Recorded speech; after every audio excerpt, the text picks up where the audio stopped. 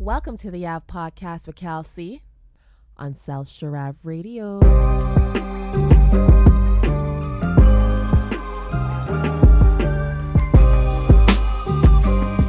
right, welcome to the Ave Podcast, where I'm joined by the family here, the South Shore Ave family.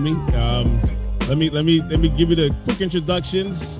We got in the right corner, we got Julian, aka Jules the Commish. He's got the Joel Ward jersey in the background. Shout out to Joel. He's in the playoffs now, isn't he?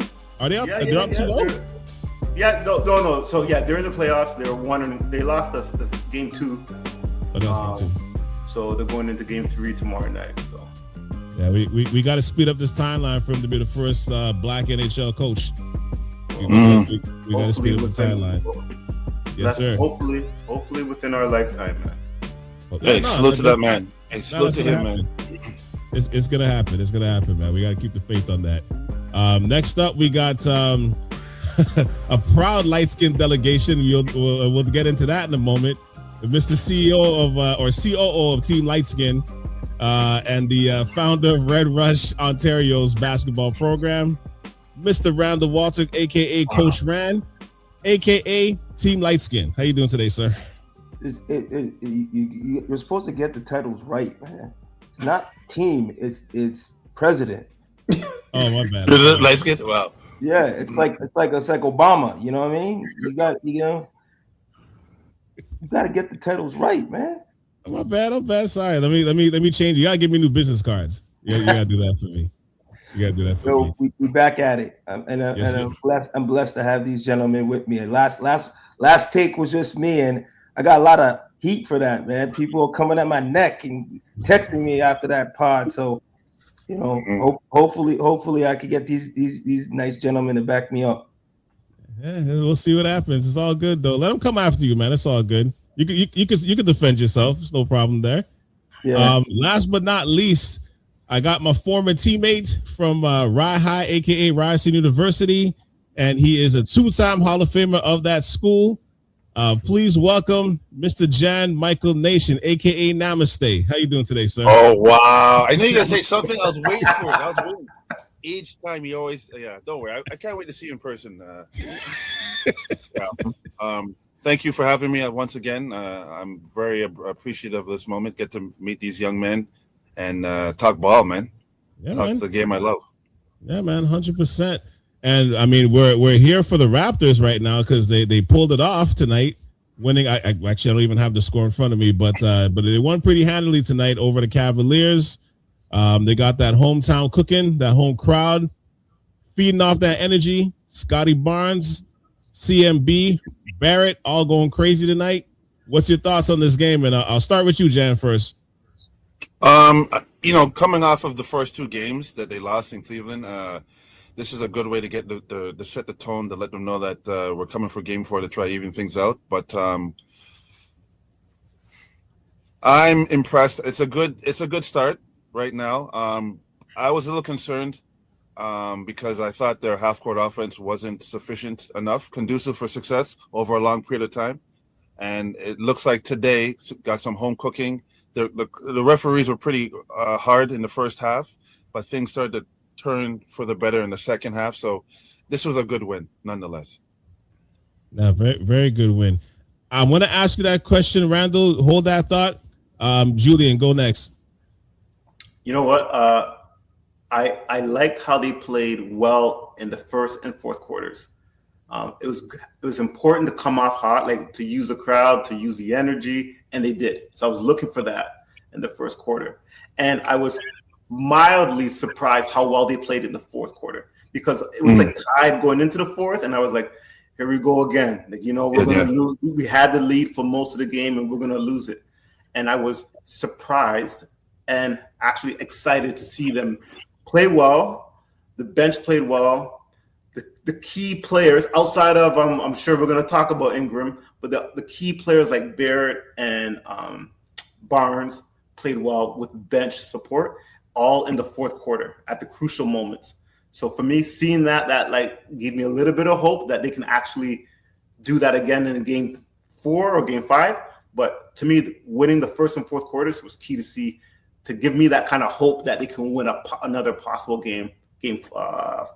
Where is game 5? Yeah, game 4. Game 4. Game 4. Game 4. Yeah. So it was great to see those quarters being won. Yeah, 100%. Randall, hold your thought for a second. I'm going to ask you a separate question. I was going to wait to ask you, but you know where I'm getting to. I have this written down. I want to read this verbatim. Where does Battle rank in the Light Skin Coalition? Does he get a bonus? Oh, wow. That was the question you're going to ask me? Well, that's the question I was going to ask you now. Yeah, man, that boy went off. I figured he was tearing up your house. Well, there's a difference between mixed and light skin. You know that, right? So, you know what I mean? Let's get. I don't know if that's a hot take or not, but I'll take them. You know what I mean? I figured you would. Light Skin Family, man. Let's go. You know, for the win. He showed out. I mean, four threes in a row. I mean, that's what we needed. But forget about him. Like going what to Jan said, and that's key, right? Julian mentioned some stuff that I mentioned last podcast. It was a do or die game. They had to win this. They came out and they did it. I talked about it last pod about using the energy of home court advantage, cook food in Toronto. You know what it is. But I don't. This is fool's gold to me because Jan, you hit it. There was nothing that the strategy was the same for most of the games. The difference is they just hit shots. They didn't know how. It was just iso ball. It was matchups, right? All they were doing is running get actions and getting switches and going at the switches. That's not sustainable for a 4-game series. They're still running that high pick and roll stuff that I don't think is working. It's something. It's one thing to run it sporadically. It's another thing to utilize that as your main offense, right? There was no off-ball cuts. There was no new schemes. It was just driving. The key difference is they were making the shots that they're missing in the other 2 games, right? And that they trusted to put fresh legs in that ended up hitting shots. That's not sustainable. There was nothing magical about that win other than they came out with hunger and energy. That is not sustainable basketball. It still scares me. And the only other thing I will say is that Darko did a better job at substitutions because this was a do or die game. And he put in the people that were hot and he put in the right matchups at the right times. There were times in the third that I was getting scared, like Julian, you said. I did get scared when Barrett was sitting for a while and Barnes was in foul trouble with Ingram on the court. And I was like, oh, shit, this is not going to go well. But, in the long run, they both came back in at the right time, and you saw it right away, right? They went back to work. So I feel I feel like this was the heart game. Like, this is the game that was full of heart. Like, from the first quarter and the fourth quarter, the Raptors won that by 43-23 count. Which is great. I mean, the Raptors scoring 43 points in a playoff game is, man, that's beyond what we were to be expecting. But that was a hard game, man, because I mean, I was mentioning this too on the last pod that like they will feed off this crowd. Toronto's, I've said it before and I'll say it again. They have one of the best playoff crowds that you'll see in any sport. You know what I mean? Like, but especially you see it a lot when you go to Raptors games. You feel it, like you feel that presence, man. And I figured guys like Scottie Barnes, because I mean Scottie Barnes is he's our best player, and he's he's skilled, but he plays with a lot of energy. You know what I mean? So when you have that energy off that crowd that you can feed off of, it works wonders for somebody like him. And I figured a guy like CMB would go off, even Barrett too, because Barrett plays with a lot of heart. And I always say I give it to Barrett, man, because his elite skill, I keep saying, is he gets to the line. He gets people in foul trouble. It's an elite skill that he has, man. Like it's actually impressive. Like I said, for somebody who's not a superstar, he gets a lot of calls, but it's earned. It's earned. He plays physical. He plays physical. He looks for contact. What I mean? Which you love. Yeah. I just want to say one thing, Coach. I think the playoffs, you're going to see who's for real, who's not. People are going to get exposed, but coaches get exposed as well. We see what adjustments are going to be made. We're going to see, okay, so today you said was a hard game, a lot of emotion because this is the first home game, game 3. They need to win this game. All or nothing. This is like the do or die game, really, if they had a chance for the rest of the series, right? Now we're going to see what adjustments are going to be made. I feel the regular season is to set you up for playoff proceeding and all the momentum and the matchups, right? But at the same time, you have to make adjustments. You said strong side offense, weak side offense. I just see stagnation. If their best offense, I think truly is their defense, getting that stop and running it down their opponent's throat, and then hopefully getting to the line. Having Ingram as your bailout all the time is not conducive for success. Yeah. And I just like you're not going to beat the better teams. And I think this matchup is better than the New York one, so I still think this could go a long series. Well, it's funny because I've said what I said about not Barrett, about Ingram, the last couple of pods pertaining to the Raptors. But the one thing that I think Darko's got to get some blame on that too, and just how to set up some offense for him to get the ball easier. Like the way he was, I just didn't like any action that he had trying to get to the basket. He's such a talent. He's such a talent. He can score so well, but you got to make it easier for him. That's what I'm saying. Work so hard. Yeah, you got to run him off some sets. Maybe run him out of the mid post. Get something where he can get some easy baskets, where he's not working to get those baskets. I feel they tried. That's what I was going to say. This is game 3. Maybe game 1 you can do it. They did try. They were blitzing them. They were blitzing them. That's why there was all these open threes, right? Because they were like, we're going to live and die. They did try getting. The problem is Ingram. He's not working off the ball well, right? So he's like, what I mean by that, he's not coming off screen hard, and he's not running lanes hard to get some rhythm on fast breaks. He's just kind of waiting to get the ball.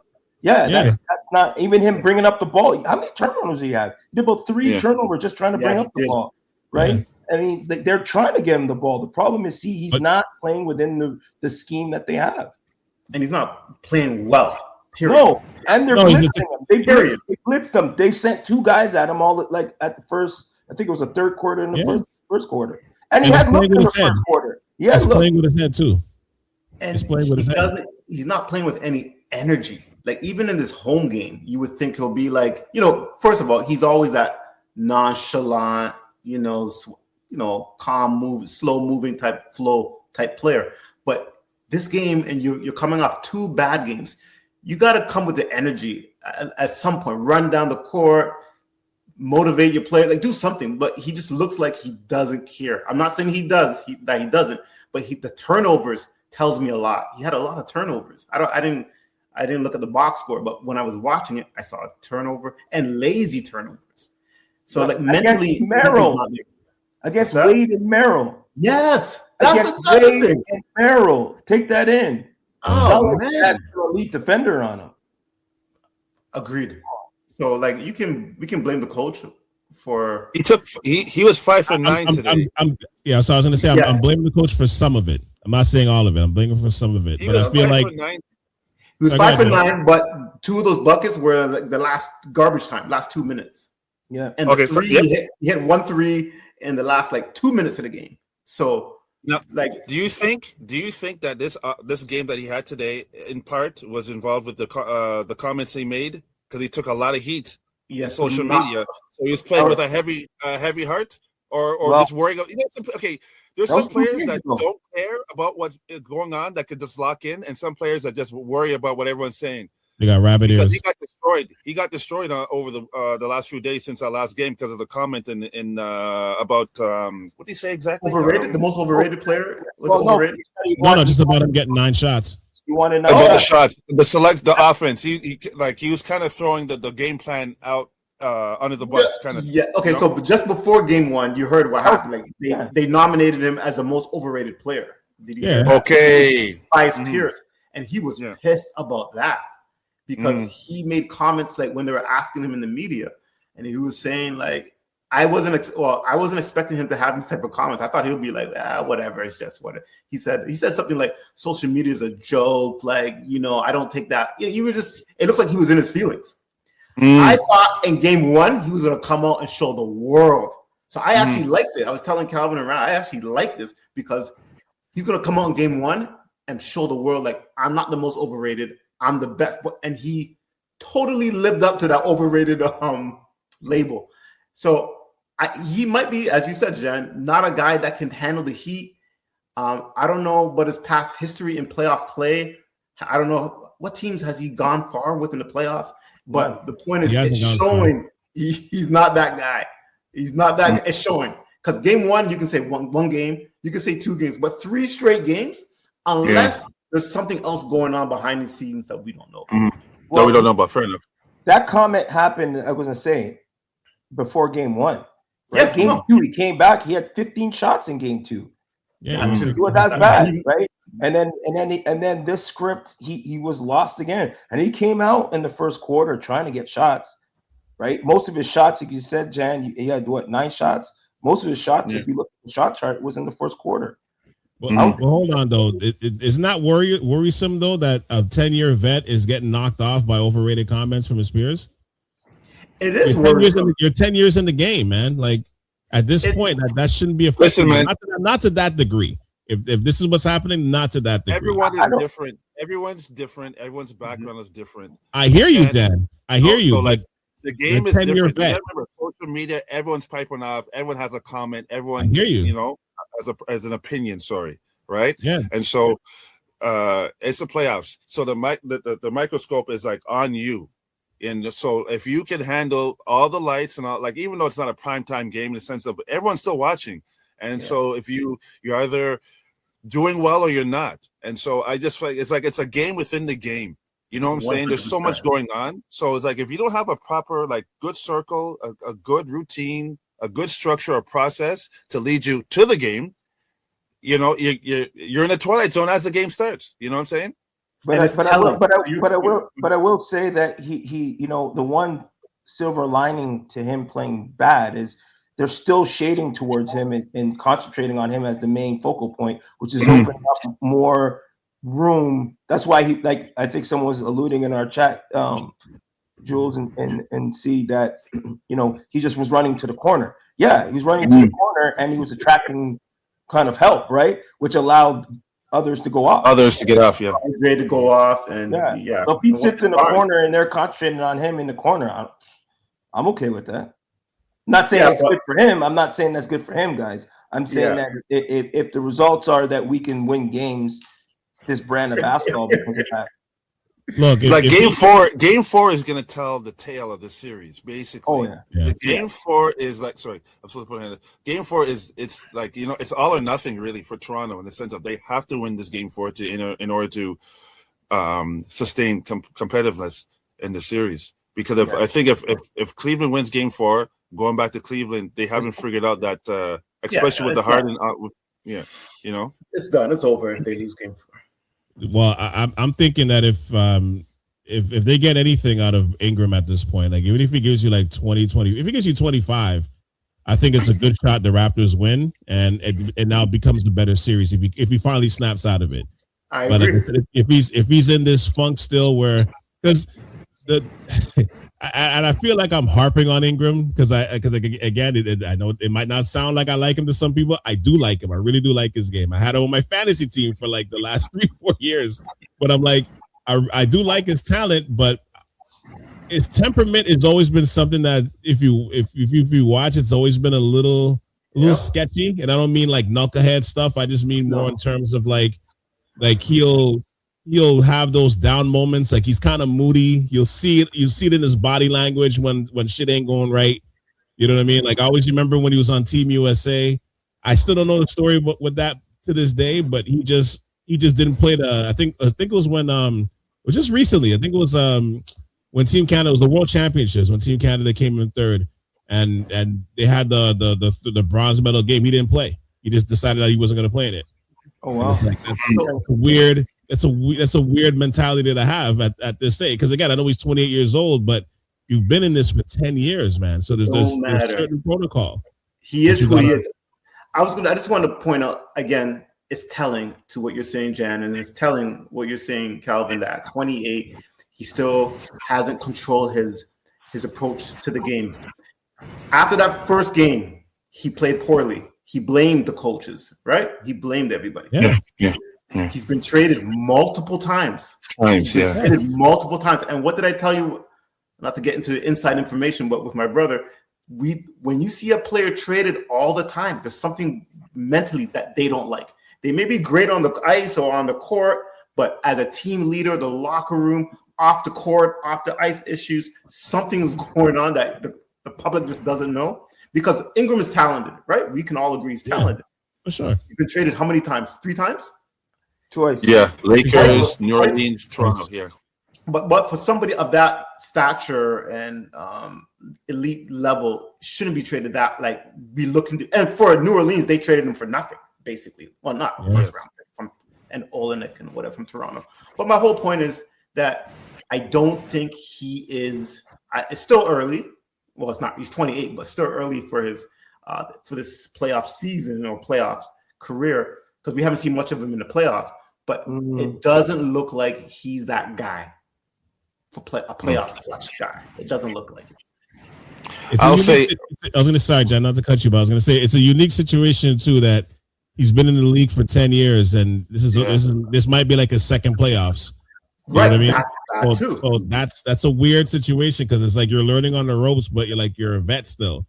But then you're also 28, so like you're in your quote unquote prime. So it's like a weird clusterfuck that he's in. You know, and what you're I mean? not making your team better. Like, he should be able to bring a team to a playoff, at least first round, right? He's talented enough to make players around him better, right? To get to the first round, and he hasn't really been a playoff guy like to the teams he's gone to. So that tells you too, he's not making the team he made Toronto better this year. Don't get me wrong. Yeah. But this might have been the first season he's really been that guy and made everybody better and brought the team to the playoffs. Was it him? Previous 9 seasons. But was it him or was it Scottie? That too. Well, you know what? It was like other factors, other variables. Well, I look at him as a scorer. I don't. I look at Scottie as more the guy who makes everyone around him better. Correct. But it allows Scottie to make everyone better. Like, Ingram is more of that finisher, right? That guy that you want to put the ball in the hand in the last, 10 seconds to win the game. We never had that, right? No. So they kind of complement themselves. I think they complement themselves so Barnes can get the ball to him. Sorry, go ahead, John. I think Ingram puts everyone in their positions on this team in their right positions to do what they can do. Yeah, I think especially Ingram and Barnes. Barnes is like a switchblade. Whatever you need, he could give. But he's playing on both ends. He's giving energy, and he plays hard. His outside shooting is getting better. His package is getting better. So it's only getting better. I say it's up to Ingram. The player always has control, right? Yeah. Whatever the narrative is right now, it doesn't matter. He has control and the opportunity to take control of the narrative for Game 4. He doesn't have to have a 25 piece. He just has to have an aggressive game, maybe 20, but being aggressive, getting to the foul line, and doing what he does, making an impact, basically making an impact on the game. Yes, impact. Yeah. Winning basketball. I think the problem is he's not experienced in the playoffs enough, so he's still adjusting to getting all the attention on him offensively, double teams, everything coming at him. He's still trying to figure it out, so he has to do some film. He's got to do some soul searching at the same time, and some yoga. Some mental clarity. He needs some clarity. Get your exactly. Body ready. Yeah, man. Get mind and body connected. But the thing about it, guys, is the big three. I'm going to say this over and over. The big three all occupy the same space. If Harden was lucky to hit 6 of 8, that's not a norm. No, you're correct. Yeah. Right. So it's hard because they all operate in the same space. So somebody has to suffer out the big three. They can't all get that attack and get 30 points a game. One question for you guys. What do you think of Pirtle? Oh, that's another person that needs. Well, today he played better. He played a lot better today. He played a lot better, but He's injured. He's a step slow behind Yeah, the play. I think he's. Yeah, I Yeah, I mean, we think all it's back. or he's something is off. Yeah, Because it's his back. hands, he didn't have great hands, so don't get me wrong, but his hands are horrible. His hands are horrible now. My brother, you beat me to. I was like, yo, what is this guy? He can't even touch the ball. Like He can't even jump for a rebound. You see, every never rebound, really jump. He doesn't even dunk. But you're right. But Randall, to your point too, he's not even like contesting shots, jumping for rebounds. Like he can't jump, but he's not even jumping. But his hands, I think it's his back. are horrible now. I think it has to be his back. back. He doesn't have the mobility. Yeah, he doesn't have the mobility in his back. But he just doesn't have it. And they solidified this guy. So I'm thinking, Yeah. you know, The drop off doesn't make sense. I know you need a good center. He's a good player. But I was just like, whoa, I saw this guy. They're trying to throw a lob to him. I was like, whoa, what's going on here? Yeah. This guy's got the heebie-jeebies in the playoffs? Come on now. And he's been in the playoffs. But him today was it helped neutralize their bigs, because there were times when we went big that it worked and it kind of sustained things. Because in the last two games, their bigs were just getting wherever they want at work. And they still are. Even this game they did. They were getting second, not as bad as the other ones. Yeah, but you can tell that we lack size. We lack size. Oh yeah. Right, and obviously, Pirtle being our main big man, and he's not where we want him or we need him to be. Once you remove him off the court, CMB is playing well, but he lacks size too. Tipping rebounds 2-3 times over CMB, and not to put any blame on him, but CMB's playing out of position on top of that. Oh yeah, we don't have. Here's this. Pirtle had 8 points and 6 rebounds. Okay, 2 assists and 4 fouls. Better than I CMB thought. had 22 points, 8 rebounds, 2 assists and 2 turnovers. So it's interesting. Like, I think Pirtle's effective if he's doing like a double-double. If he can give you a double-double, then he's providing his value. But if he's not doing that, I think he's hurting you. So I don't think he should be playing as long as he is. Like, he's not playing long. He's not playing a lot. Go check out his minutes. He's not playing a lot of minutes. He did a pretty. As Randall said, he played better. 18 minutes. He played 18 minutes. But he plays in between 15 and 18 minutes. He starts the game. He does not end the game, right? He starts the game, and then I think he comes in, towards the beginning of the second. Then he's off for a long stretch. Typically, he comes at the end of the third, and then he maybe start the fourth, and he's done. And the start in the fourth is very, very, very slim. Depending, I think last game he didn't even play the fourth, right, Jules? No, I don't think he didn't. Yeah, he didn't. Not at all. No, he didn't. And we need somebody of his size, because Mobley and Allen, they're not the most physical big men. No, but they're long. They're long. Yeah. They're long, and they're getting offensive rebounds easily because we have nobody in the paint. So it showed that we definitely have a huge hole, and we need to fill that in the years to come. There's not even. That's my point. That and we talked about this earlier. That they didn't even look to get a through trade a backup just for. No, hold on. They did look. They did look. They get what's his name? Get anybody. We actually brought in somebody at the deadline.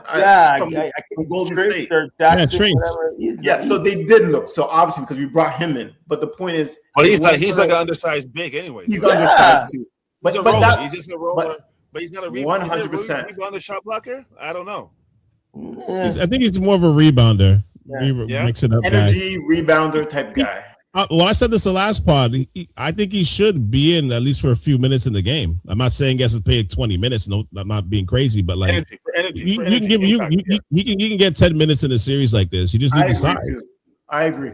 And you got to relieve Scottie and CMB. Like, honestly, you got to relieve them from being undersized the whole time. Like, they got to get a little relief from that. So I'm thinking, like, free Trace, man. You got to give him at least 10 minutes. Give him 10 minutes. 10 hard minutes. It will work. You did say that. You did say that last part. With that said, though, what are your thoughts on CMB, aka We All We Got? What are your thoughts on him tonight? He was great. I think he's playing a perfect role coming off the bench because he just come and just impact the game, more run and gun. they're more mobile. He could switch on defense and cover everybody and move around. And then he spreads the floor because he can shoot, but he's very aggressive. I love such an upside in a young man. He doesn't shoot the three, Jan. He doesn't shoot the three. No, he doesn't shoot. I know, but like the threat of it. You know what I'm saying? saying? He's not even that, to be honest. He's not even that. He does not shoot. They were sagging off him. You know how many times they were sagging? You saw that, right? I mean, how many times did he turn around and was like, "Oh shoot, I'm free, I'm open." Yeah. That's why he kept. He won't even shoot it. And he won't even shoot it. The possibility of his game evolving, like that's the next evolution. Oh yeah, 100%. Yeah. So even when he was getting drafted, that was his knock, right? He was working on his shot, and that was his thing. There was like he's improved his 3-point percentage, but that's college, right? And you know how it is, right? And it's a different in the league. And he'll get it. He'll get it. It's his first year. And he'll get it in the years to come. But I'm impressed with his. Again, we talked about the mental focus that he had. He came to the game for a rookie in a playoff game. The way I think he set the maybe Calvin can check it out. No, he did. He set the record for rookie points in playoff in a playoff game. That's like it's beyond. Oh yeah, yeah. He set the record for. Is it for a rookie off the bench or? No, just rookie period. Doesn't matter. Period. For the Raptors, for the playoffs. For the playoffs, he set the Raptors rookie record for points in a game. But for him to do that, his minutes been limited throughout the season, and he started off slow. And to see his evolution to today, and to do that in a playoff game, in a must-win game, and he looks poised on the floor. Like we just talked about Proto fumbling the ball. He's not fumbling the ball. You know what I'm saying? Like he's ready for the moment. He's ready for the moment. He's like a man, like a man's man. Like, so I'm more than impressed how he was attacking the rim today, Randall. I don't know if you saw. He was when he got the ball, he actually went to the hoop, and looking for contact. I owe you something. I owe you something because what's that? Beginning of the season, I remember what I said because I gotta apologize because at the beginning of the season I was really critical on his defense. Yes, his defense was real good today. And what did I say? He's known for his defense, right? This and is I was why critical. We drafted him. We didn't draft him for shooting threes, scoring buckets. We drafted him because he can cover. They said he was like a Draymond Green, like that. Yeah. He's not a Draymond Green, but that's how they envision him to be one day, to kind of cover the 3, 4, 5 position at times, and to be that glue guy, that tough guy, that guy that can handle the rock, make the right passes. So that's where they hope for him to be a shell of Draymond Green, not to be a Draymond Green. Right. And he's showing it. He's literally showing it in his first year. So it's kudos to the scouting team. I have to say that because nobody saw this, and it shows that he has a high ceiling, a potential to be a starting power forward or a three. But the problem is now, how does he fit with Scottie? Because Scottie, I think, is better as a 4. I like him playing. Correct, but it's better to have these problems. It's better to have these issues, and we can work it by making trades or whatever, right? So, but CMB is the future. He's valuable. He's you know what? The Draymond comparisons, you can actually see that tonight. Like from some of the stuff we did, it was like the small ball, outside of the passing. Yeah, sorry. Yeah, like a small ball lineup, like a small center that can handle the rock at the top of the key, play defense, be that glue guy, make plays, not fumbling the ball, just make plays, make the right plays. Defense. Did you see the block that he had on Jared Allen? Like that was unbelievable. Like I thought that was amazing. Like for him to even contest it. Yeah, he's competing. And that steal, he had a couple steals too. Getting in steals.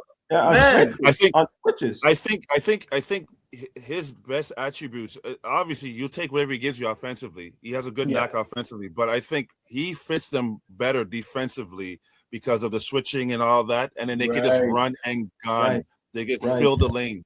Right. Once they get that stuff, they just ram it down your throat. Right. So he's probably he's probably our toughest guy, like our guy that can go into the paint and take bodies down with him. We have nobody like that. And every team needs a guy like that where other players are afraid of. You know what I'm saying? We're too soft. Like the knock against Cleveland is that they're too soft. They don't have that. Yes. Guy. No. That's the Yes. knock. You And saw when Harden banked into him? Yeah, did you see it? I don't know if you guys saw. Mitchell ran right. Mitchell, right into his chest, and he dropped. And yeah. Even CMB was like, all he did, he went like this. He hit my chest, and he stayed down there. So, like, the point is that he's physically, not just mentally strong. He's physically strong in his first year in the league. So you can only imagine in 2-3 years. Only with the confidence they'll come in next year, the strength.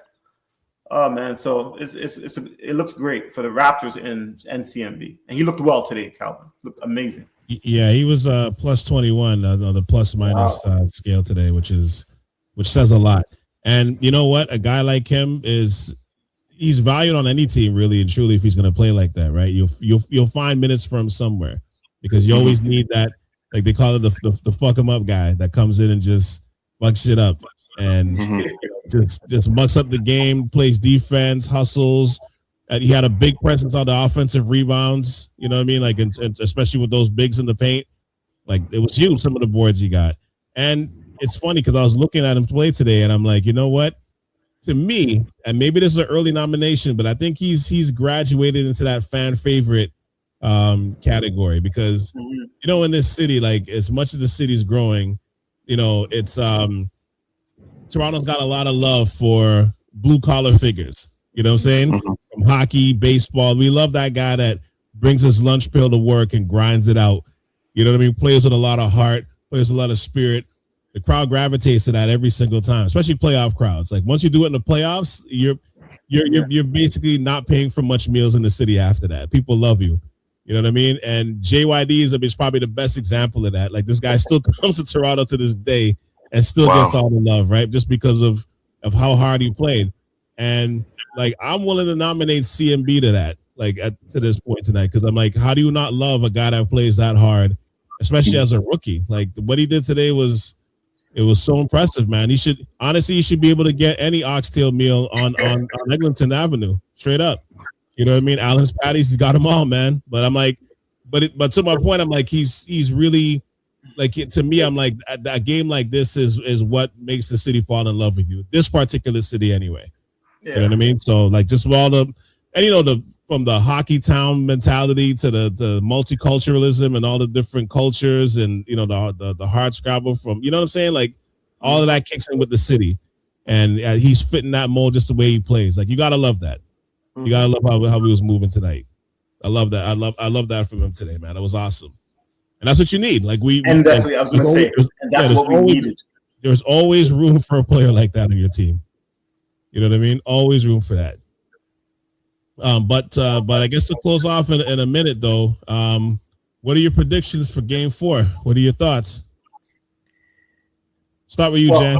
Oh, sorry. Of course. No. I think Toronto wins it. I think they even the series out. I'm going to call it Toronto wins it, but they have to win it. I think. Well, see, my thing is the adjustments, and I'm not a firm believer of Darko as a coach in the playoffs. For like, there's a game plan, and then there's adjustments during the game, and I find it's all or nothing. Cal, you know this. We had a coach at Ryerson that was all or nothing. The game plan, God bless him, but like all or nothing. And then like it was just like before the game will start, we're against we're against the refs, the players, and then the coach, right? Yep. So It was just interesting to see how things unfold, and it's all about the adjustments. Mm-hmm. If he can find some good offense in the half court, they got a fighting chance. And you said it again. We were fighting against the coach. I know me personally, I was rejecting pretty much everything he said.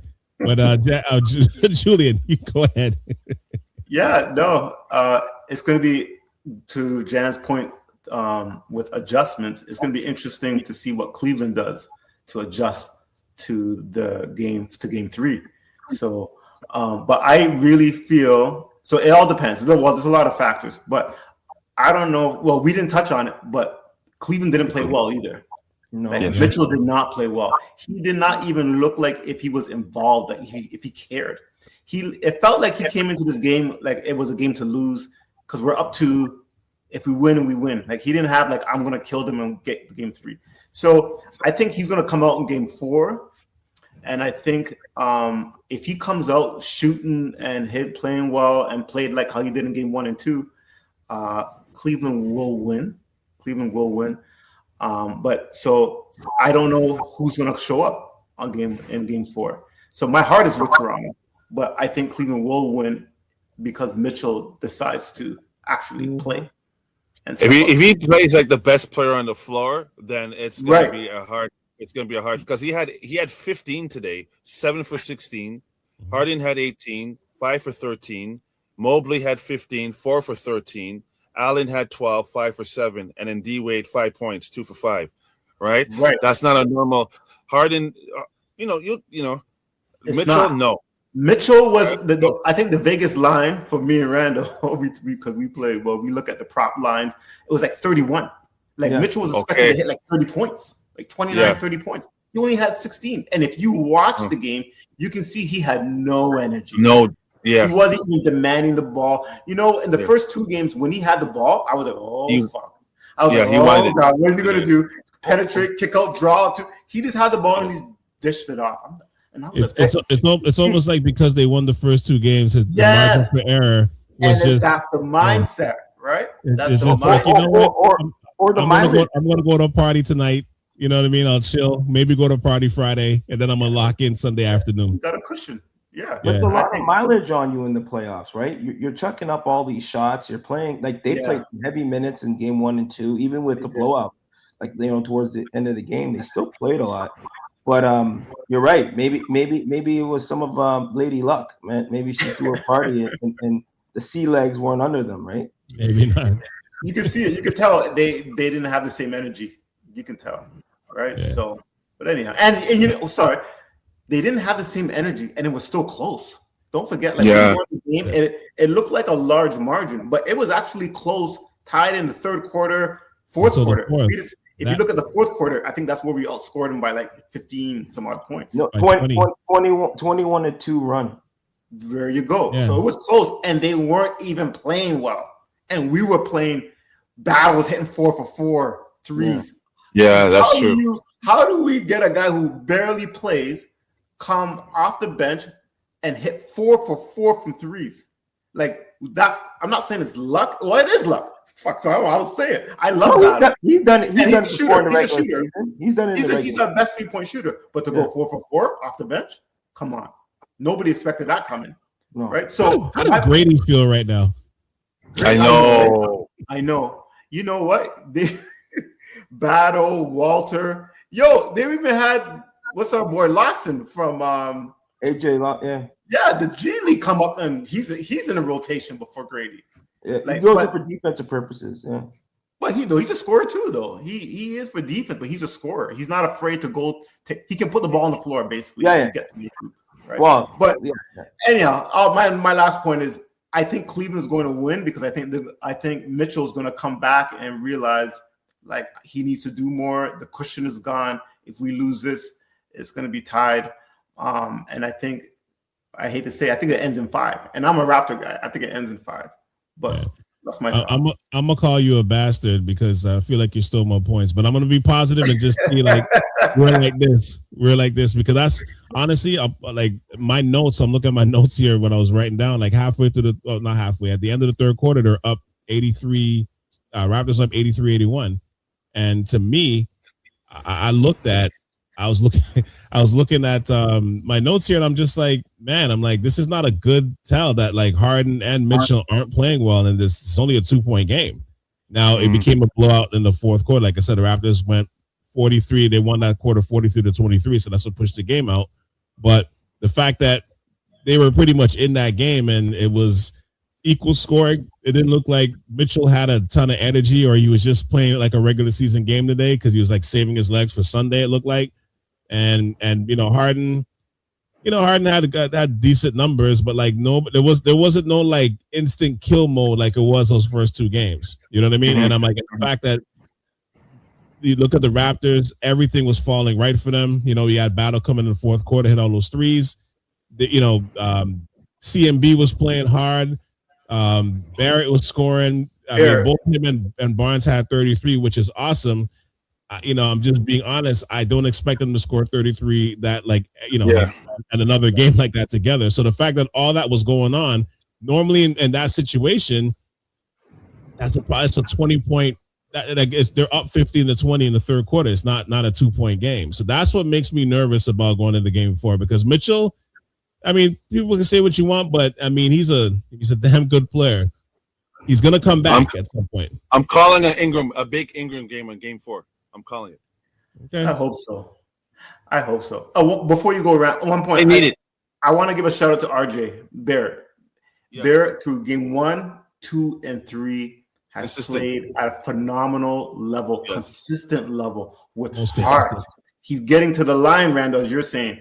He's playing with grit. He's getting the other guys, trying to get them going. Like, he's yelling at guys, and he's played well. So he's another guy that it's not the CMB and the Battle, like the starters, him and Barnes, but RJ is one that's pretty much leading us right now. Yeah, he's competing. He took over. He's competing. He's competing against Mitchell and Harden. Yes, he is. Yeah, so I got to give him hats off to that.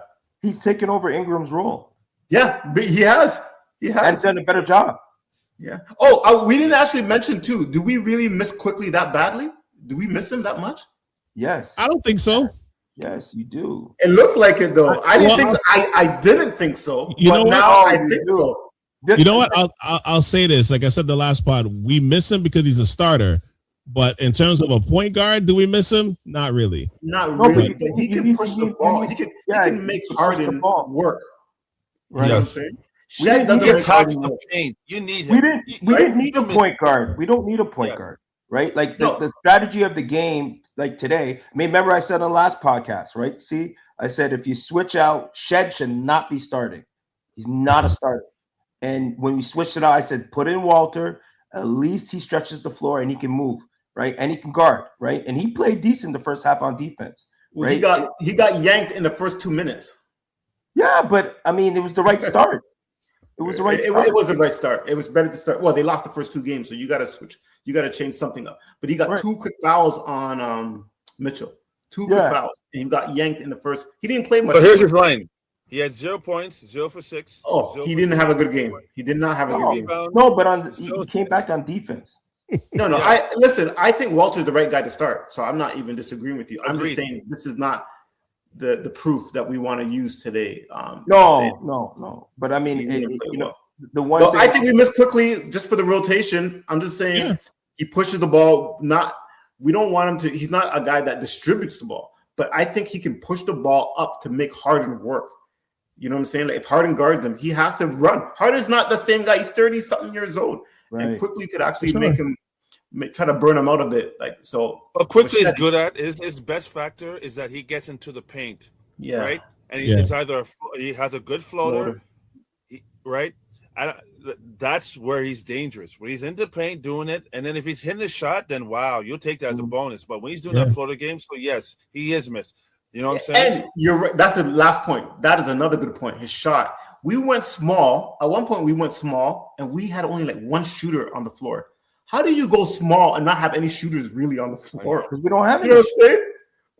We had what's that? I can't remember. I was looking at the lineup. I'm like, we don't have a pure shooter. But his thing, I think his thinking is like, I have grit defensively. Yeah, I know. Our best offense is our defense, so we're gonna get that stop, and we're gonna. I agree. And he's dealing with the players that was constructed by the GM. So I'm not even mad at the coach, whatever, Radko, whatever. I'm just saying to myself, as an observation, we have to go small because we don't have any. We don't have bigs really, and I'm just looking at the floor. We're small, and we can't even shoot. It's crazy. Oh, that was the lineup when RJ was out. Remember, I was telling you, I was like, "This is bad" because we didn't have it. I can't remember who anyhow. Yeah. No, I would say, like, again with Quickly, like, ideally, I'm not saying you need a pass first point guard, but there's the way the Raptors are playing, they're working really hard to score, and I don't mean just because the other defense is playing, other teams playing really good defense. I mean, like, you're looking at them and it's like, Jesus Christ. It's like, it's looking, they're not getting anything easy. You know what I mean? And at some point you need somebody to like, just to control the room for at least a few minutes of critical points. He doesn't do that. And that's what I'm saying. That's what I'm like, we don't, in that aspect, we don't miss him because he's not gonna add anything to that box. But in terms of just because he's a starter, you know what I mean? Like, you wouldn't need him out there. For sure. But I feel like the Raptors need somebody out there just to control certain aspects of the game for a few minutes and just have, get guys in proper sets, get them going, and just at least get something that's a little easier. You know what I mean? Another shooter. I know that he's another shooter. He's one of our best 3-point shooters. Right. Yes. So we need that. We do miss it, Randall. Yeah. And we do miss his scoring. He can score. Scoring point guard. 12 points and we miss those things because, as C just mentioned, we're finding it very difficult to score. We're doing ISO ball. We're doing like Barnes backing in, Wade, or do what. That's how we're scoring, and we're getting right. So we miss it. We miss the scoring. But we miss his scoring. But there's also downfalls to his game as well. 100%. I'm not. 100%. And I don't know. And I'm being honest with you. I don't know him coming in shifts the tide of winning the series at all. Like I think it just adds an element that they need. But I don't. Yes. I think they're going to lose anyway. And to your point, if they lose in 6, they're not going to 7. To your point, before the series started, I actually said to myself, not having quickly, it may not be a bad thing. That's what I had that thought. Oh, yeah? That's a better, as you said, Jan, against Cleveland versus the Knicks. I think this was a better matchup for us. And I thought, we have Shed and Walter. Walter was playing very well going into the playoffs. So I said to myself, losing him may not be that bad. But now, after seeing the first 2 games and we're losing poorly and we won game 3, now I'm saying, you know what? We are missing something. We are missing another shooter on the floor, another rotational player. We're missing him scoring, right? Yeah. Because outside of Ingram, who's not scoring, Ingram is you can argue with me, Ingram is our best scorer, and our second best scorer could be Quickly, who could score. RJ, maybe RJ with third Quickly, but we're losing our third scorer then. And that's a huge hole now. I'm realizing it, especially as a rotational player. A starter. He's a starter. Yeah. And I mean, he does, like to Jan's point, he does get in the paint. That's how he gets his assists, right? He's kind of like a la Harden, where he gets in the paint and he dishes it out, or he gets in the paint. He draws a lot to him. But there's also that I'm not sure. I haven't looked at the stat, but from my recollection of watching games, he takes bad shots. He can really sway games. Yeah, he's erratic with momentum busters, right? Like, when things are going well, he won't look for the hot guy. He'll take the shot. Correct. Like, with 3 guys on him. Yeah, he's not consistent. Turn over the ball a lot, But they do need that extra guard. They do. And I hate to rag on Shed because I do like him, but he's just not that guy to sustain a playoff basketball. Run the show. He's just not. No, that's above him. It's above him. And honestly, like you said, like the strategy today was okay because I didn't mind Barnes because it was a mismatch with Barnes bringing up the ball, so it didn't really affect anything major because they didn't have a guard guarding him. They had a big guarding him, so he could bring up the ball, and whether it was going one-on-one with him or setting something up, I didn't really mind it today because the pace was going right. Yeah, I like the pace and I like the physicality they had, even for being small. Jules, I like on defense, they're very physical. That's what I think wore them down early, right? Just keep banging and being physical. They had a lot of fouls in the first quarter. The speed goes it, yeah. Right. They had a lot of fouls in the first quarter. I think they were in bonus quick because they're just being physical and strong and excited. You could see that they're excited. They were in the bonus with 3 or 4 minutes to go in the first quarter, or was it the second quarter? First quarter. Both. Both. They fouled a lot. I mean, Barnes was in foul trouble. Ingram was in foul trouble, right? Even RJ was in foul somewhat, had 3 fouls, I think, in the first half. Well, I was gonna say, just to wrap, man. I wanted to see where you guys would want to talk about for the next minute or two before we wrap. we got the Portland Trailblazers situation with the new owner. I don't know if you guys have heard about this. Yeah, He's making cuts. Yeah, He's making budget cuts. Did you guys want to talk about this? What happened? Or did you want to talk about Diana Rossini?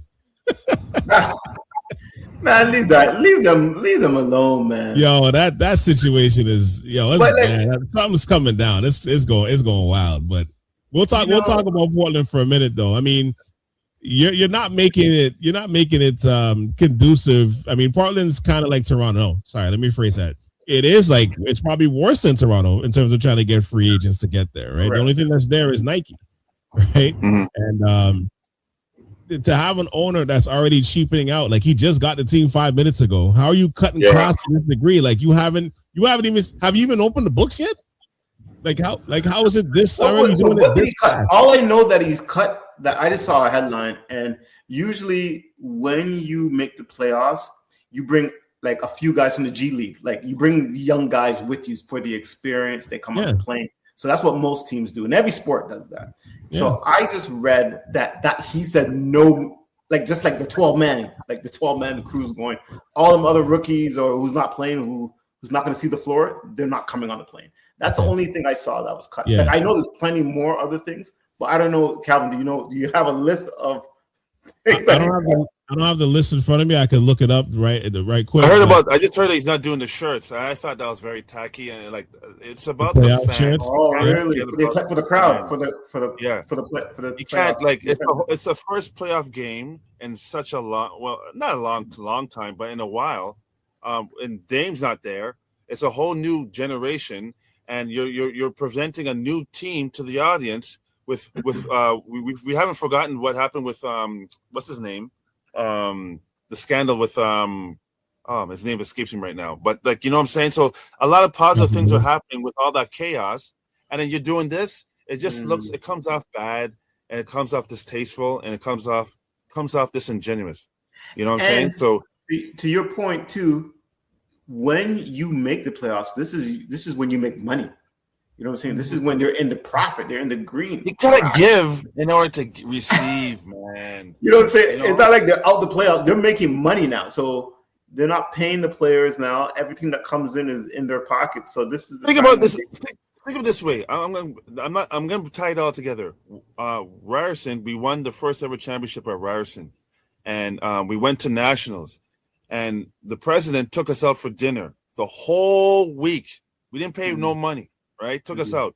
He said the amount of national attention we got is in the millions just from being there. Now, that's just a small scale of Canadian basketball. Now, this is the NBA. You're in the playoffs. You're playing against Wemby. San Antonio. Wemby. The world is going to be watching. This is an opportunity to make good money. Take care of your fans. Yeah. So he didn't put T-shirts on the seats. That's what happened. They're saying they're not doing. The last I checked, they're not doing that. They're not doing it to save money. Yeah. Dude, it's just worse. Cheap. Like trainers, like staff, like it's bad. Yo, here's the one of them though, because he's the owner of the Carolina Hurricanes. Right, and he did the same thing with the Hurricanes. I guess because it's working, but I'm like hockey and basketball are two different things, right? And two completely different sports, literally and figuratively, and especially the way they run business. So one of the things he did is that if you're not a player or a coach, staff's required to check out of hotels by 12:30 p.m. to avoid late fees. the team masseuse was denied a room for pregame treatment. And they said during the somebody came down during the hotel for one, and they said there was a bunch of Portland Trailblazers staff in the lobby because they literally had nowhere to go because it was hours before the team bus came, and they had to check out of the room, and like it's pretty wild. They've already been searching for a new coach while Thiago Splitter is still there. Yes, they offered Mike Malone, who just fresh, like he's been sitting out a year. Right? He went to North Carolina. They said they were going to offer him a deal behind Splitter's back. They were willing to offer him anywhere from $1 to $2 million. So just so you know, the top assistants in the NBA make $1 to $2 million. I was gonna say make that amount. Yeah. Yeah. He made, I think Malone at the time when he got fired was making $8 million with Portland. So and then he went to North Carolina for 7.5. So they're willing. I think actually no, sorry, they weren't. I think they were going. No, sorry. Let me rephrase that. They're going to give Thiago Splitter. They want to give Thiago Splitter $1 to $2 million. I think Mike Malone was getting offered $4 million, which is like half of what he got at Denver, where he won a title. So this is the stuff that this guy's doing already, and he just, like I said, he just got like majority ownership. Yeah, he's not even a full owner. Yesterday. Yeah, Wow. 5 minutes ago. So I'm like, what he's doing. That I mean, you like, and this thing, you're an owner, so it's tough for somebody to come in like a silver and be like, look, you can't do this. Like, you can run the team however you want, but I'm like, again, for a friend, if you're a free agent looking at Portland, and you know your owner's cheaping out like this, why would I go there?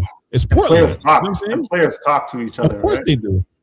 Of course they do. You're not making it inviting, which is sad because right now they're on a nice little, like a little beginning of a renaissance with some of the guys that they have there and stuff. Like it's a nice beginning again. The fact they made the playoffs was, it's pretty shocking. You know what I mean? You got Ave, who's like, you might be an all NBA player, might be, or at least a high level all-star this year. And you got, Lillard coming back, who was, like a fan favorite and a legend for the team, top 75. You got so much going for you. Why, like this should not be in the news. We should not be hearing about stuff like this. Yeah. But it's like you're spitting. It's like you're cutting off your nose to spite your face. Sorry, Ryan, go ahead. And I'm just reading a few things on them because I wasn't familiar with this until you guys told me, not all the developments. But it sounds like he's also in a win now mode. So he's doing all these cost cut measures so he could pay players more today. So it's kind of a flip side. A contradiction. Yeah. I mean, is it a contradiction if you're giving your players more money and everyone else doesn't? But you're hurting your. But you haven't even gotten to the money part yet. It's just not even over. You know what I mean? Like you're not going to know if this is working until 5 years down the road, right? Exactly. So so it's going to be interesting to see. Only time will tell. But if players are not happy or seeing like they're not getting their full value, or understand when a player understands their worth, they're not going to come. They're not going to want to come. They'll get traded there, obviously, but they're not going to stay. And it'll be just a revolving door. Yeah. You know what I mean? Yeah, I'm like, he's like, it looks like he's like, there's legendary owners in the league, and he got a poster of Donald Sterling on his wall. That's what it seems like right now. Like, oh wow, it's crazy, it's bad. But let's wrap here. But brothers, thank you, man, for doing this episode and hopping on and talking about Game 3 of the Raptors Cavs series on the Ave, man. I appreciate all of you. We got the four corners going right now. I appreciate that. No, I appreciate to have you. I love talking ball and hearing different perspectives and just trying to learn. I'm always constantly trying to learn and hear different things. And this is good, man. I appreciate it. Yeah, man. No doubt. You gonna say something, Randall? No, I said, you know what? If they lose this series in 5, what's gonna change? That's a good question. Before we leave. Well, we could talk about it. That'll be the next one. Game 5 will be the next one. We won't be available for Game 4, but Game 5 will be available. So you guys are welcome to come back and shit. If they lose, we can talk about it. We'll do it. Let's do it. All right, sir. Cool. Yes, sir. Thank you for checking out the latest edition of the Ave Podcast. A special shout out goes out to Jan Michael Nation, Julian, a.k.a. Jules the Commish, and Randall Walter for hopping on and talking about Game 3 of the Raptors Cavs series that the Raptors won pretty handily, where they're now down 2-1 in the series, with Game 4 happening at Sunday at 1:00 p.m. Now, didn't need to do an intro for this one for this time, But I still would like to tell you that there's some more episodes coming down the pipeline. Of course, one thing for sure, that this will guarantee a Game 5 post-game pod, which, we're looking forward to at this point. There will not be a Game 4 post-game pod, so don't look out for that one just yet. But Game 5 will be happening, I guess, whenever they announce it. I think it will be probably in the middle of the week. I still got some other episodes coming on the pipeline. And I have a project that I've been working on that has been working on it for a little while that will be reimagined in the next couple of weeks. So I can't wait for you guys to tune into that one, because that's been a pet project of mine for a little while. I'll get into the story later, but there's something that I'm looking very forward to doing for 2026 and beyond. So looking forward to all of that. Once again, make sure you hit the like and subscribe buttons, because Sal Sharav is available wherever you get your podcasts. Hit those 5 stars for me. 1, 2, 3, 4, 5. Do it right now. All right. And to check out the OG catalog, make sure you go over to SouthShoreAv.com. Once again, that is SouthShoreAv.com. Check all of them out. The last couple of ones that we've done, that's been Raptors centric, because as you know, of course, they're in the playoffs, so it has to be done. Including the State of the Raptors address that we did about a week and a half or 2 weeks ago. Make sure you go back and tune into that one as well. All entertaining. Hope you enjoy it. Thank you for tuning in as always. For Jan Michael Nation, Julian, a.k.a. Jules the Commish, and Mr. Randall Walter, this is Cal C. And you just tuned into the latest episode right here on South Sharav Radio. Until the next one, we out of here. Please, whatever you do, enjoy your weekend. Peace.